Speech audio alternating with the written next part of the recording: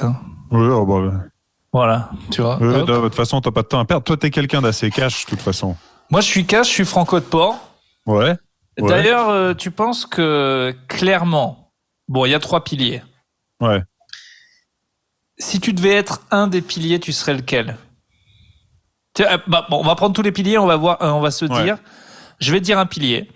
Et puis à 3, on va dire chacun ce qui pense, quelle est la personne qui représente le mieux le pilier. D'accord ?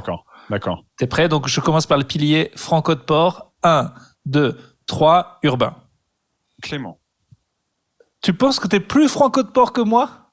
Je pense que parfois, à vouloir être Franco de Port, t'en fais trop et même toi, tu crois pas à ce que tu dis. Tu vois, je pense il y a quelques épisodes sur les mecs qui perdaient leurs cheveux, les femmes moches. Je pense que t'étais presque ultra Franco de Port. Tu vois ce que je veux dire ? Mon extra francoporitude ferait que je perdrais en franco de poritude. En fait, non, c'est même pas ça. Je pense que c'est l'humour finalement. Et ce besoin de faire rire, qui est un peu ton bouclier et ton armure, hein, finalement. Oui. Qui, parfois, tu préférerais. Je pense que si tu devais choisir entre être drôle et Franco de Port, tu choisiras toujours l'humour. Et c'est superbe. D'accord. C'est une belle analyse. C'est vrai que j'ai un bouclier parce qu'il ne faudrait pas que les gens sachent que je suis PD. Ça, j'aimerais vraiment pas que les gens... Ça, c'est ton plus grand secret, finalement. Voilà. Moi, les gars, ce que je vous dis, c'est que vraiment mon plus grand secret, c'est que ce qui me tuerait, c'est que vous appreniez tous là, un par un, que je suis PD, quoi. Double dep. Ouais. Et ça, vraiment, c'est ta hantise, quoi, ton cauchemar. C'est mon cauchemar parce que je sais que la team PD, ça fait longtemps qu'elle me dit rejoins-nous, Urbain, tu vois bien que t'es des nôtres. Et je dis mais les gars, j'ai pas le temps. C'est vrai. Les gars, je peux pas. Non, j'ai pas le temps, ça, les gars. Non, ça c'est presque non. Si tu parles un peu comme ça, tu parles comme ça. Ah, je parle comme ça. J'ai pas le temps. J'ai cru que vous faisiez une imitation homophobe. J'aurais détesté. Ah non. Ça va pas, non. Non, parce que vous avez déjà fait l'homophobe, vous le faites beaucoup mieux que ça. Vous avez déjà fait la. Oui, s'il te plaît. Mais alors, en fait, c'est marrant, c'est que toi, tu veux pas qu'ils sachent ça. Alors que bon, nos auditeurs, finalement, ils savent quand même beaucoup de choses sur toi. Mais oui, mais. Tu vois, ils savent que tu fais des cauchemars quand tu manges de l'houmous, que t'as des driblous. Mais justement. Finalement, ils ont appris beaucoup de choses sur toi. Tout ça est un bouclier parce que même moi, si tu veux, là, je te parle, même moi, que je sais pas que je suis PD. D'accord. On est sur un gros secret, quoi. Ok. Donc voilà. Bon alors, ok. J'accepte ton explication. Deuxième pilier, la régularité à 3. Okay. 1, 2, 3. Urbain. Bon, alors là, il n'y a pas photo. Hein. Je pense que c'est un peu la locomotive, le moteur de ce podcast. On peut pas vous l'enlever. Et c'est vrai que parfois, venir jusqu'à chez moi la nuit pour taper à la porte et hurler Je suis pas pédé c'est trop. mais on peut pas nier que vous êtes finalement le pilier de régularité de ce duo. Ouais. Ça me fait plaisir. Alors, dernier pilier, qui est la fiabilité des sources. Fiabilité des sources. 1, 2, 3. Clément. Ah, ouais. Je suis d'accord. Bon, écoute, c'est parfait. C'est bien, on est prêt. C'est vrai que j'ai Internet, donc je vérifie quand même souvent ce que je raconte, quoi. C'est vrai que tu as une connexion modem 512 kk qui fait. C'est pas faux, ce que tu dis est pas faux. Non, mais tu es connecté sur le web, quoi. Non, mais disons que je suis assez wired, comme disent les Américains, et que tu comprends wired. Je comprends pas, mais je bois tes paroles parce que je sais qu'elles sont fiables. Et en termes de fiabilité, non, c'est sûr que je cross-check et cross-référence à peu près toutes les infos et toutes les datas de ce podcast. Ouais. Je t'ai jamais vu dire un truc pas sourcé déjà. Non, ça a commencé par le premier épisode il y a 5 ans avec les arbres géants qui ont disparu de la Terre et c'était sourcé. Ça a commencé par ton premier exposé. À 8 ans. Oui, sur les forteresses gallo-romaines, exactement. Sur les forteresses gallo-romaines et qui avaient des douves avec des piquets de bois dedans. Et déjà, ça, c'était sourcé aussi. Ouais. Déjà à l'époque, tu avais pioché dans des Okapi, dans des Sciences et Vie Junior. Bien sûr. Oui, bah, à l'époque, on était moins connectés quand même. Hein. J'avoue qu'à l'époque, c'était plus, fallait aller aux archives, fallait se démener un peu plus. C'était une autre époque. D'aucuns diraient une meilleure époque, mais ça je les laisse libre. Bon, bah, maintenant que ça s'est fait, je pense qu'on pourrait chanter le générique. Ça fait quelque temps qu'on l'a pas fait. 3, 4. Plutôt caustique, on est plutôt c'est pas mal tes petites variations. J'aime bien. Mais non, c'est parce qu'on est décalé. On est décalé. Tu crois? Bah oui, je suis sûr. Bah oui, regarde. 3, 4. Plutôt caustique. C'est horrible pour les gens. C'est pas possible. Bah, moi, en tout cas, dans mon casque, c'est en même temps. Hein. Ah, dans mon casque, moi, c'est pas en même temps. Justement. Ah, c'est fou ça. Alors attends, faisons-le avec moi en même temps. Ne t'arrête pas si ça te semble décalé. Et après, on fera avec toi, ok? Ah, mais c'est impossible. 3, 4. Plutôt caustique. On est plutôt. T'arrêtes pas. Plutôt caustique. Je suis gentil. Il est méchant. On est plutôt caustique. Ouais, t'y arrives pas. C'est chaud. Mais c'est horrible. J'aurais dû enlever mes écouteurs. Bref, désolé pour les gens. Hubert, petite musique, petit piano. On va applaudir Hubert pour tout ce taf. Très. Je vous ai pas répondu. Oui, c'est vrai, mais très très bon boulot. Excellent boulot d'Hubert la dernière épisode. Bon, je vous cache pas que. Alors non, il y a eu un petit problème de sourçage parce que Hubert me dit, et là les bras m'en sont tombés, je galère à trouver des insultes. J'ai trouvé ça un petit peu fort. Oui, mais pas fort de café. Bah, c'est-à-dire qu'il ne travaillait pas pour nous, ou avec nous en tout cas. Au moment où vous étiez au duo avec moi. Oui, mais il était fan. Ancienne. Il était fan. Hubert était fan à la base. C'est lui qui nous a contactés. Oui, mais alors il aurait fallu qu'il aille chercher dans les. C'était quoi, 2e saison? Mais le problème aussi, c'est que les insultes étaient souvent chantées. Donc, alors elles étaient, c'est vrai, il y avait eu du placebo dans mon souvenir. Placebo. Il y avait déjà eu un effort de montage parce que je te rappelle que j'avais, et là, mais c'était vraiment des techniques rudimentaires parce que pour le coup, j'avais même pas de micro et j'avais chanté et essayé de coller la voix sur l'instrumental. Et à l'époque, j'avais rien. On parle vraiment. C'était de l'artisanat à l'époque. C'est vrai qu'on s'est professionnalisé. Hein. Est-ce que tu saurais retrouver la date du premier épisode? Je crois qu'on approche des 5 ans. Je dirais mai 2018. Eh ben, on arrive très vite aux 5 ans, en fait. Alors, la date exacte, non, je ne l'ai pas. Mais oui, je pense qu'on est aux 5 ans, bon, le mois prochain. Hein. Il faut qu'on trouve la date de sortie. Il faut qu'on fasse un truc pour les 5 ans. Alors, pour les 5 ans, vous aviez... je ne vais pas proposer ça pour les 5 ans, mais vous parliez de ça la semaine dernière. Du retour d'un petit Clusos, un petit Cluset. Et tu disais que ça faisait combien de temps qu'on n'en avait pas fait de Cluset? 3 ans. C'est incroyable. Et on en a quand même fait 4, figure-toi. Ouais, on en avait fait. On était assez réguliers à l'époque. Pour les j'essaie. Alors là, on est full ref là. On est désolé si les gens. C'est vrai qu'on fait un démarrage full ref. Si on devait faire des pompes, on serait gaulé. Ce qui est aussi une ref. On fait une ref au ref là. Ref au ref. Mais une fois, on a fait un épisode où on a dit qu'on faisait pas de ref, et dès qu'on en faisait une, on faisait des pompes. Voilà. Le 0 ref épisode, tout simplement. Voilà, qui est excellent. Passion Cluzet, c'est un sous-podcast. Non, je dirais pas sous-podcast, une alternative à un side project, un côté de podcast de plutôt caustique ou un spin-off. Un spin-off, merci. Putain, toujours ces sources. Vous êtes sourcés, vous êtes gainés, vous êtes. Vas-y, dis-le. Vous bandez. Voilà. Vous bandez extrêmement dur de la ref. Turgescent de la ref. Passion Cluzet, c'est des épisodes où nous prenons un film de François Cluzet, nous le racontons en entier, en l'analysant. Voilà, tout simplement. Là, voilà, donc on a fait En solitaire, qui était, je crois, notre dernier Passion Cluzet entre deux confinements. Non. Je crois que on en a eu un depuis. Celui de la suite des petits mouchoirs est le dernier. Je sais plus comment ça s'appelle.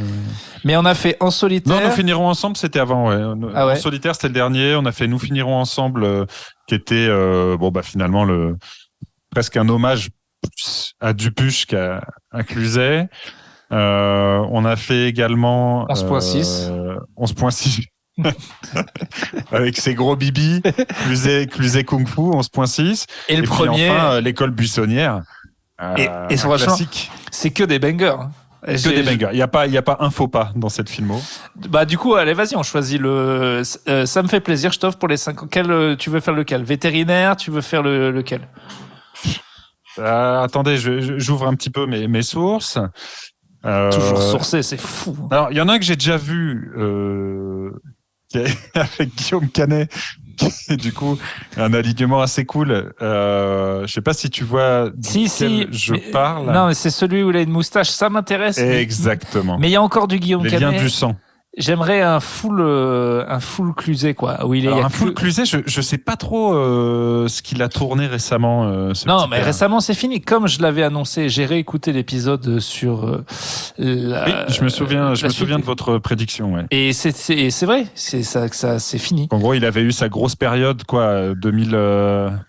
Après Intouchable, disons. Ouais. 2010, une décennie, quoi. 2010-2020. Ouais, c'est ça exactement. 2010-2020, il est parfait. On peut faire celui où il est alcoolique, mais il est vraiment triste celui-là, parce qu'en plus ça fait écho à sa vie. Ouais, alors, Normandie nue, j'avoue que j'ai peur de me faire chier quand même. C'est ceux qui font des calendriers là. Ah, Normandie nue. Ah, mais je crois qu'il faut faire celui-là. Sinon, il y a un classique, parce que je pense qu'il y a la meilleure scène de Cluzet. C'est Un moment d'égarement. Mais bon, je l'ai déjà vu. Ouais, alors moi aussi, et puis je préfère celui avec Marielle, merci. J'ai pas encore vu celui avec Marielle, mais j'aimerais bien le voir. Et il y a L'homme de la cave que j'ai vu il y a pas longtemps. Ah, voilà. Alors L'homme de la cave, tu l'as vu? Je l'ai vu, j'ai vu les 3 quarts, je l'ai vu au ciné en plus, je crois. Est-ce que sans spoiler, il est très Cluzet? C'est un autre Cluzet, plus vénère, plus fou, complotiste, qui peut vraiment être bien, je pense. Parce que je l'ai vu avec, il a les cheveux longs, la petite barbe grisonnante, il a l'air, ouais, ok, ça me tente pas mal. Bon, bah, on fait L'homme de la cave, allez, c'est bon. Ok, L'homme de la cave, ça part. Allez, c'est parti. Bon, bah, on se fait ça pour mai. Très bien. J'ai vu justement que c'était les 5 ans il y a pas longtemps, parce que j'ai voulu montrer la photo de The Rock à quelqu'un, où tu es en photo sur un coussin à côté de The Rock. Ouais, et c'est dans 11 jours, parce que là on est le 12 avril, c'est dans 11 jours les 5 ans aussi. Donc c'est beaucoup de 5 ans, quoi. Alors, bon, certes, il y a eu des petites interruptions. Voilà, les auditeurs nous en tiendront par rigueur. Mais voilà, disons que je pense qu'on a 4 saisons pleines. Ouais, franchement, pour notre régularité, c'est quand même pas mal qu'il y ait eu les confinements. Ça nous a pas mal triplé, voire quadruplé le nombre d'épisodes. Qu'est-ce qu'on a donné? Ouais, on a donné. Qu'est-ce qu'on a donné? On a donné. On a fait du mi-confiné, on a fait du reconfiné, on a fait du confiné 2 fois, du déconfiné pendant plusieurs jours. C'était assez. C'est fou, mais on va arrêter tout de suite parce que tu sais ce qu'on est en train de faire. On est en train de faire comme ces rappeurs qui passent leurs chansons à expliquer qu'ils rappent bien. On vient de faire un full ref épisode. Voilà, donc alors j'ai des sujets. Allez, vas-y, fonce. Attaque. Alors, il y a des trucs où je suis... Je vais me faire un petit café. Moi. Bon, vas-y.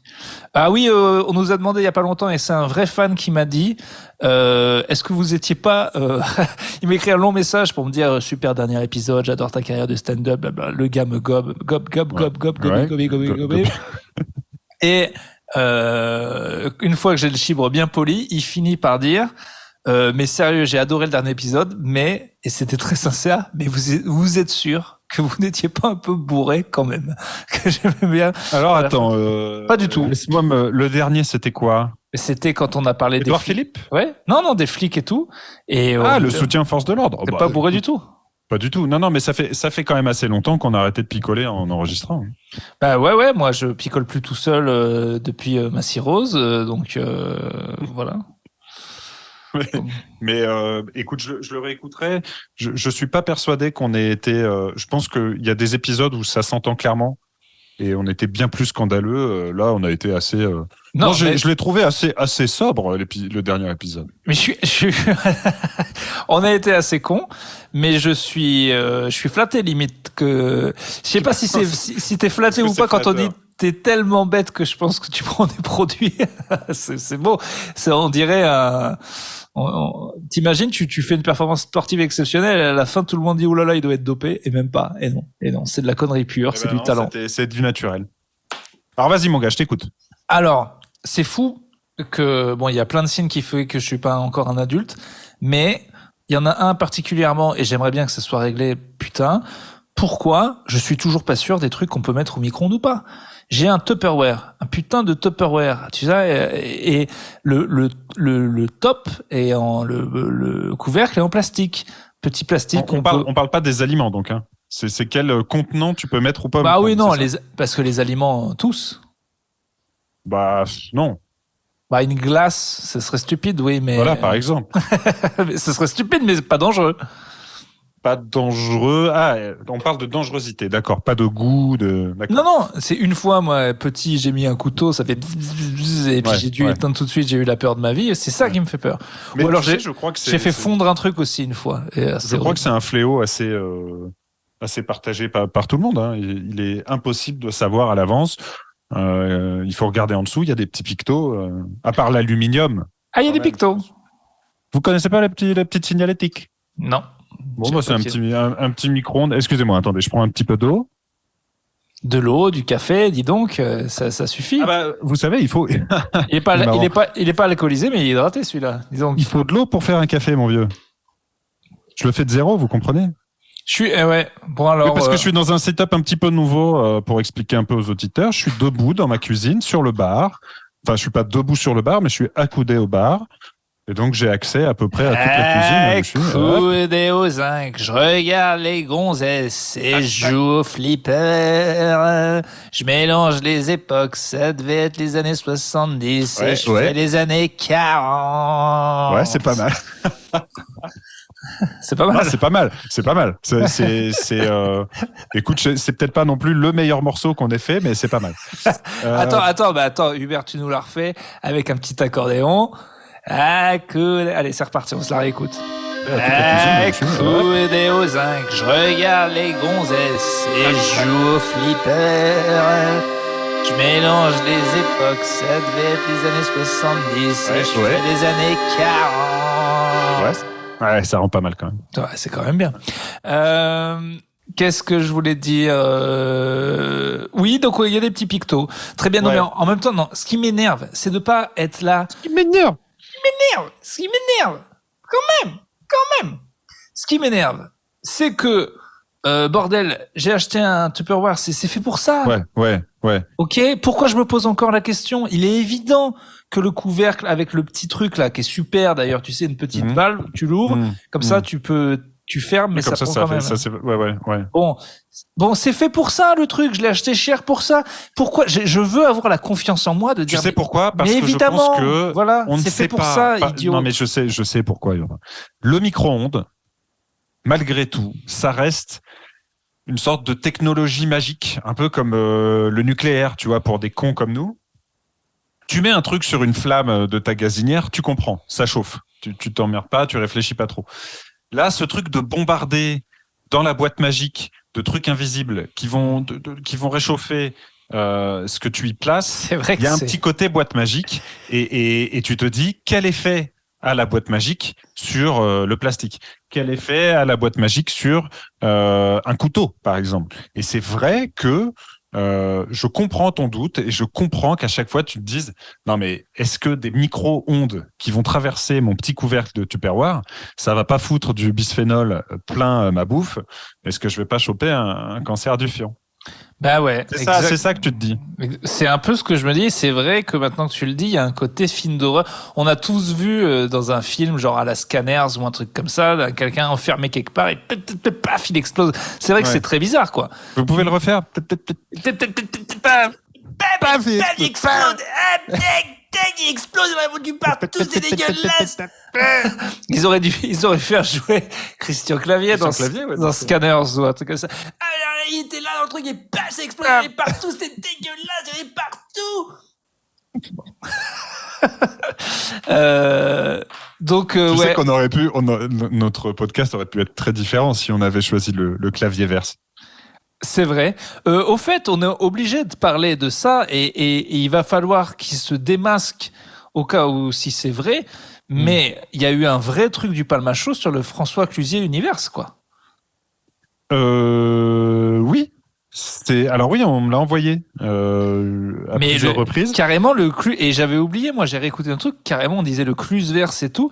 Si on rajoute à ça, donc c'était toi qui m'avais parlé de ça, mais on peut le dire officiellement, au pire on le coupera, mais il paraîtrait qu'un gars qui bosse avec le Palmacho écoute plutôt Caustic. C'est ce que tu avais entendu, c'est toi qui m'avais dit ça. C'est ce qu'on m'avait dit exactement, ouais. Bon, alors si t'es là mon pote, et ben parle-nous, voilà, parce si on est fan mutuel, c'est magnifique, mais c'est quand même eux qui ont commencé avec parce que on nous a envoyé des trucs évidemment pas plagier, c'est quand même eux qui ont commencé par on était fans, oui, bien sûr, voilà, sur l'imitation de Cluzet, c'est eux qui ont un peu. Et dans le Clusverse, il y aura jamais de concurrence, donc le sketch m'a fait marrer, c'est parce qu'on aurait pu penser quoi, qu'ils avaient pris volé à Plutôt Caustique le terme de Clusverse, le concept. C'est ce qui m'a été rapporté par DM et j'ai dit oh là là, trop dangereux pour nous. Alors je ne me permettrai pas autant Bunaimin, Shikandy et compagnie qu'aujourd'hui je me permets. Alors là attention, le Palmacho, c'est un peu la mafia. Hein. Il y a des gens qui sont un peu frottés de trop près. non, mais c'est surtout que peut disparaître. Hein. J'ai vraiment une admiration sans borne pour eux, qui a vraiment commencé par. En plus, je trouvais ça nul. Je peux le dire officiellement. Au tout début, j'étais là, je trouvais ça nul. Puis ils m'ont gagné de parodie en parodie, de truc en truc. Et maintenant, presque 15 ans après, plus de 10 ans en tout cas, toujours d'être à ce niveau, le truc de parodie de SCH et Jul, en parodie, c'est vraiment les meilleurs, quoi. Ils sont vraiment très forts. En fait, moi, ce qui me fascine, c'est qu'ils arrivent à garder ce côté télé inconnu que je pensais dans l'humour complètement suranné, disparu et fini, tu vois. Et en fait, ce côté parodie à l'ancienne, et c'était à la télé, je crois, hein, ce truc du Palmacho. Bien sûr, c'était à la télé. C'était un prime. Non, ils sont exceptionnellement...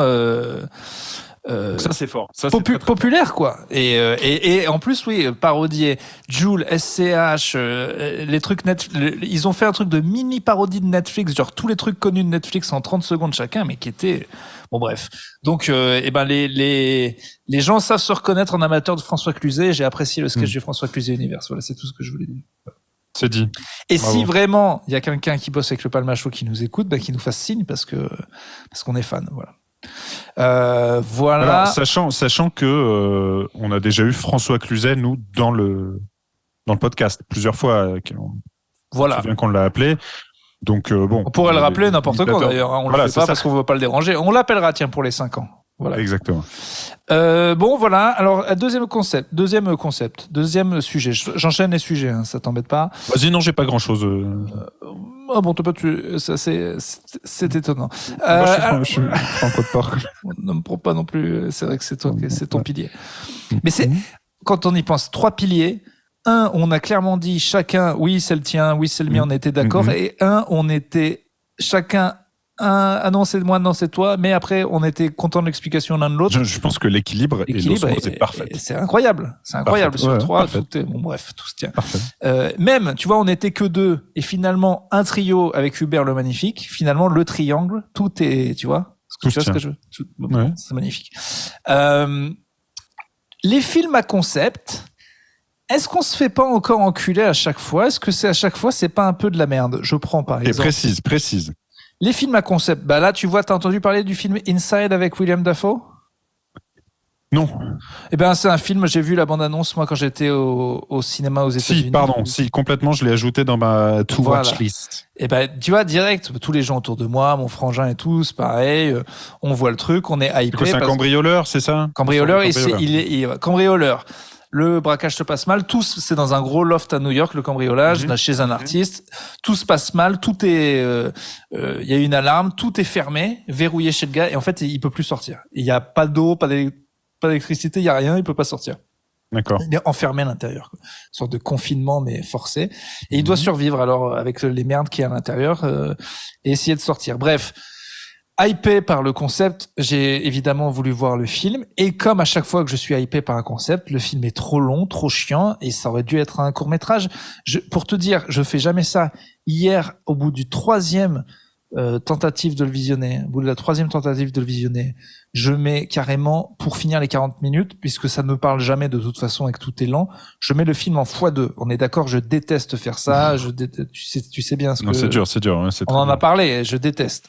Mais là, j'étais vraiment obligé pour me dire, c'est bon, je veux savoir ce qui se passe, j'en peux plus. À un moment, pour te dire, j'ai cru que le x2 était cassé tellement c'était quand même lent. C'est quand même exceptionnel. Et tout ça pour dire que à chaque fois, je me fais avoir. À chaque fois, je suis là. Ah, mais ça, tu vois, 127 heures. Le gars, il va être coincé pendant 127 heures tout seul. Je l'ai regardé. C'était un peu chiant. Buried. Ah, ben c'est cool. Ah, tiens, c'est marrant. J'allais t'en parler. Voilà. Et je me fais niquer à chaque fois. Alors, c'est marrant parce que j'allais t'en parler. Là, tu m'as sorti quand même 2 films assez anciens. 127 heures et Buried. De 2011 et 2013-14. Je dirais, Buried, ouais. Mais j'allais te dire que ce genre de truc qui ne marche que parce que le pitch est intéressant, c'est une des conséquences, pas que, mais une des conséquences de la Netflixisation du cinéma. Ouais. Et que si tu vas faire cliquette sur un des films, il faut juste que le pitch et les 5 premières minutes et l'installation soient un peu catchy et te fassent rester. Et la plupart des productions Netflix, malheureusement, c'est souvent ça. Un très très bon pitch, un très très bon début, et tu t'emmerdes et ça finit mal et ils savent pas écrire. Et c'est le cas même avec des très bons réalisateurs, tu vois. C'est ça qui est le pire. Je vais aller plus loin. C'est même pas que ces gens ne savent pas écrire. C'est qu'en fait, de base, tu mettrais Hitchcock, Tarantino et Dostoïevski sur le scénar, que tu t'en sortirais pas. C'est pas fait pour faire 1h30 les trucs à concept. C'est toujours de la merde. C'est ça qui me tue, c'est que je me fais avoir. 1h30, t'es gentil. C'est souvent plus, mais. Et tu soulignes un deuxième truc qui est c'est d'ailleurs une amie à toi qui peut nous écouter, mais j'ai fait moi un rendez-vous il y a pas longtemps parce que j'essaie de pitcher des trucs et tout.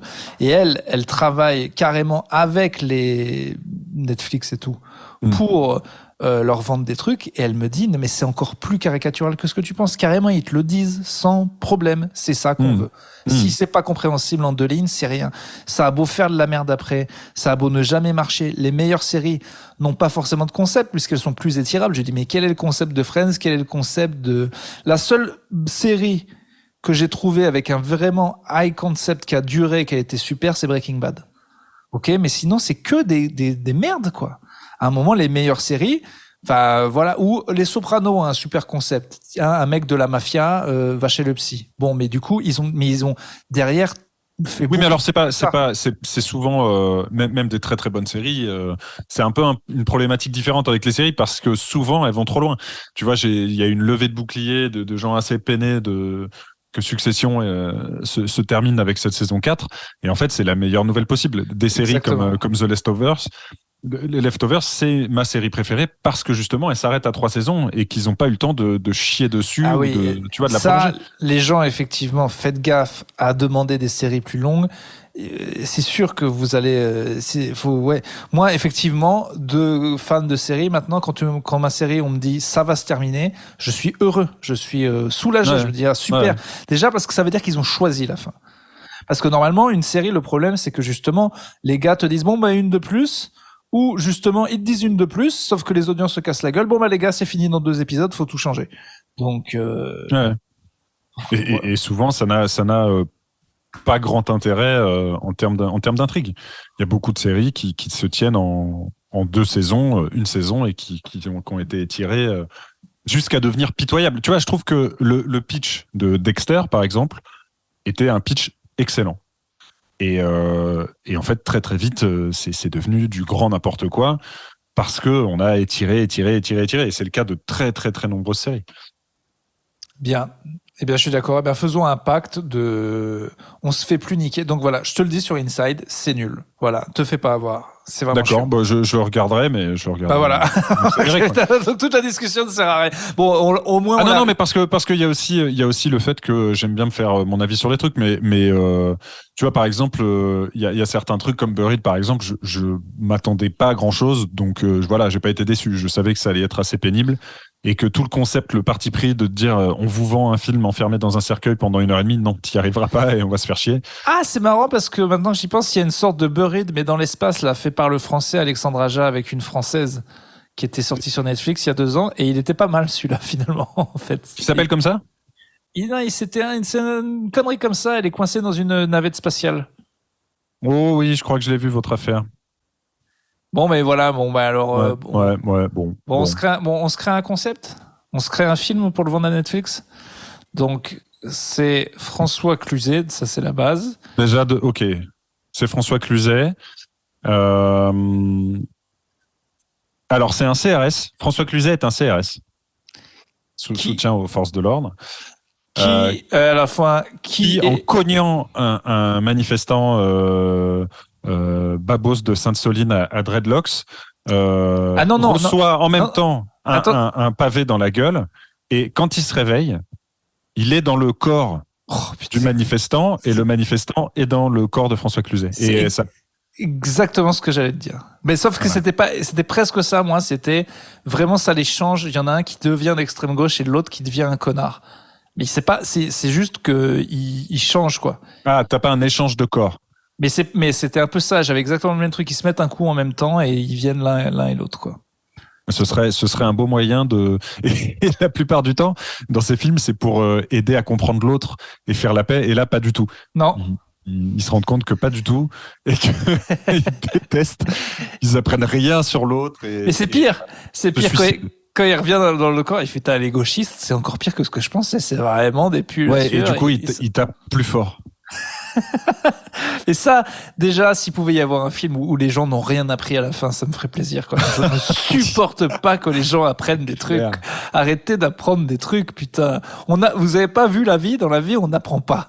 Dans la vie, tu n'apprendras rien du tout. tu reviendras dégoûté ou traumatisé de cette expérience, parce que ça doit être assez traumatisant. Et voilà, non, tu resteras un gros con raciste. Voilà, c'est tout. Et puis c'est tout.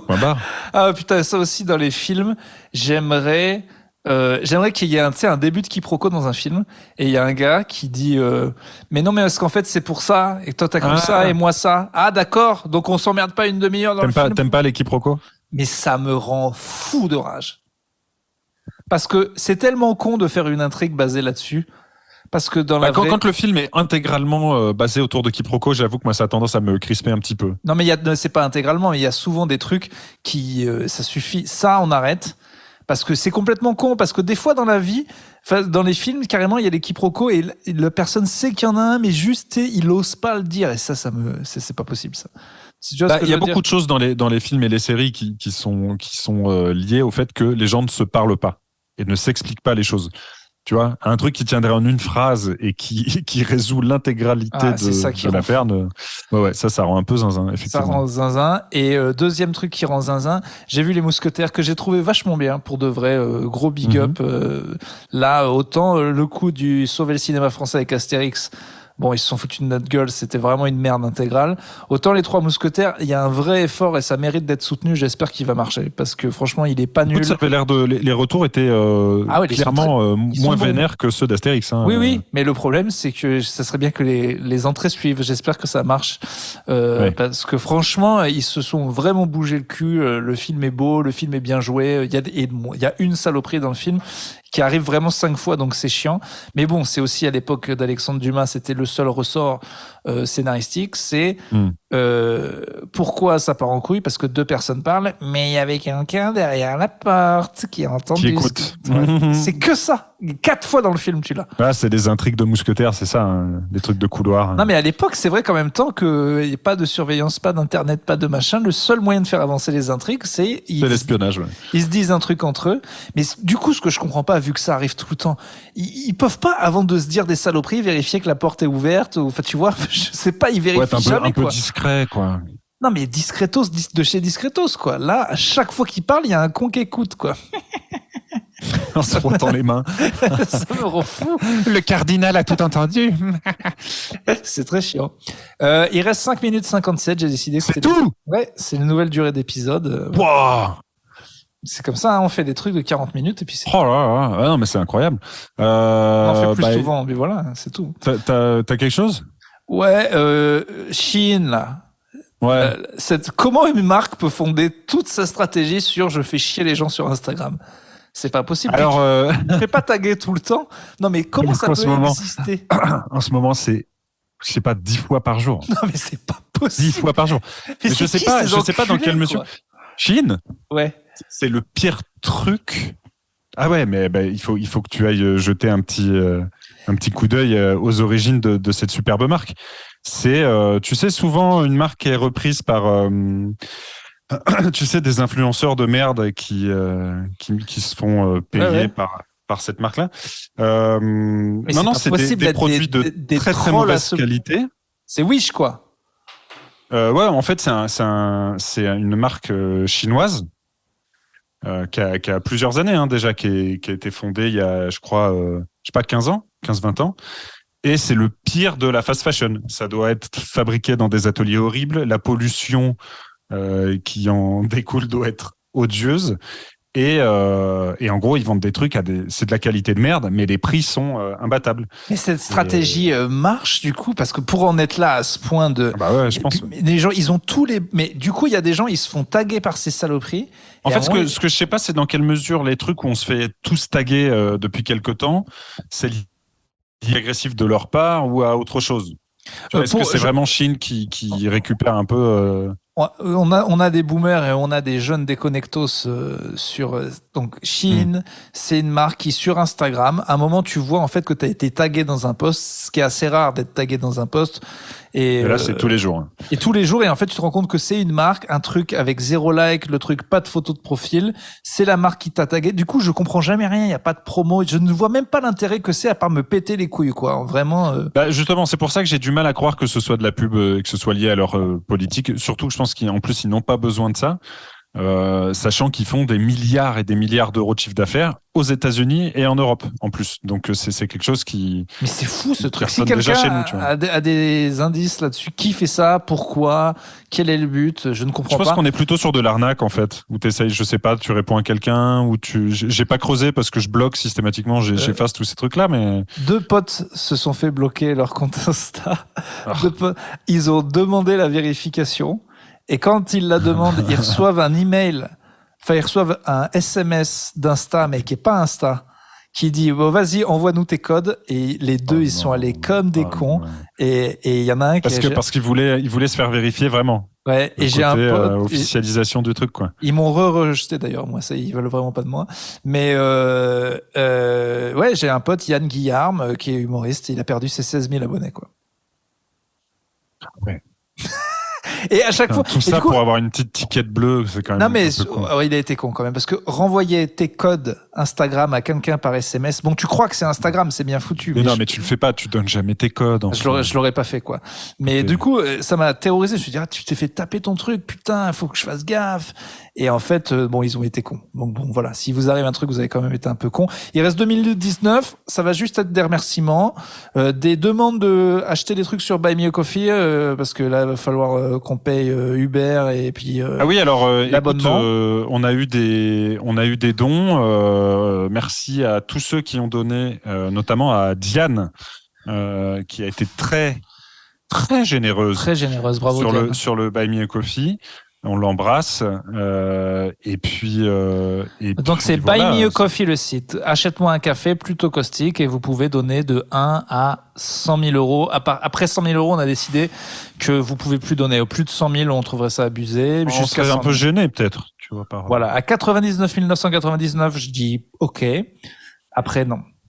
D'accord. Voilà, t'as un message à faire passer à la commu. Il te reste une 29. Bah écoute, non, pas du tout. Je remercie Robin, je remercie Monsieur Walsh, je remercie Chloé, merci Margot qui nous dit Costicos de la première heure, je me refais l'intégrale depuis quelques semaines. Quel plaisir de revivre ce confinement en 2023. La création des piliers autour d'une bonne bourriche. J'ai perdu un ami en voulant le convertir à métaphysique de la viande. Il est juste un peu dur quand on vous binge écoute de garder des liens sociaux corrects, car peu de gens ont la référence les politicards.